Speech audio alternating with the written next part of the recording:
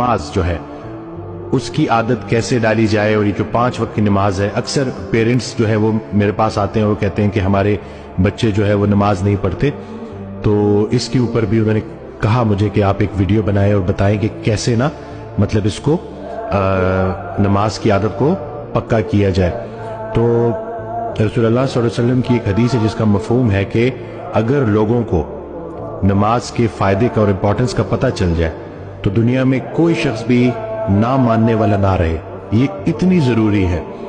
اور نماز دراصل اللہ کی یاد ہے۔ ہم جب یہ روزمرہ کے کاموں میں بھاگ دوڑ میں ہوتے ہیں تو اس بھاگ دوڑ میں کہیں ہم اللہ کو بھول نہ جائیں، زندگی دینے والے کو بھول نہ جائیں، اس کو یاد رکھنے کے لیے صبح اٹھے، فجر پڑھی، فجر پڑھنے کے بعد اپنے کام شروع کیے، مصروفیات میں بیزی رہے، پھر ظہر کا ٹائم آ گیا، پھر نماز پڑھی، پھر اللہ کو یاد کیا، پھر ظہر سے عصر تک اللہ کو یاد رکھا، پھر جیسی عصر آئی عصر پڑھی، پھر سے اللہ کی یاد تازہ ہوئی، پھر عصر سے مغرب کے بیچ میں اللہ کو یاد رکھا، اور پھر عصر سے مغرب کے بیچ میں جو اللہ کو یاد رکھا کام بھی کیے اور اللہ کی یاد بھی قائم رہی۔ پھر جب مغرب آئی تو مغرب میں پھر وہ یاد تازہ کر لی، پھر عشاء پڑھی اور عشاء کے بعد باوضو سو گئے۔ تو اس طرح سے پورا دن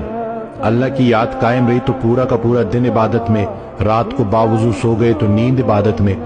حضرت واصف علی واصف رحمۃ اللہ علیہ ایک آڈیو میں بیان فرماتے ہیں کہ آپ کی پوری زندگی میں سے عبادت کو نکالا جائے گا اور اس کو تولا جائے گا۔ تو اگر آپ کی پوری زندگی ہی عبادت نکل آئی تو پھر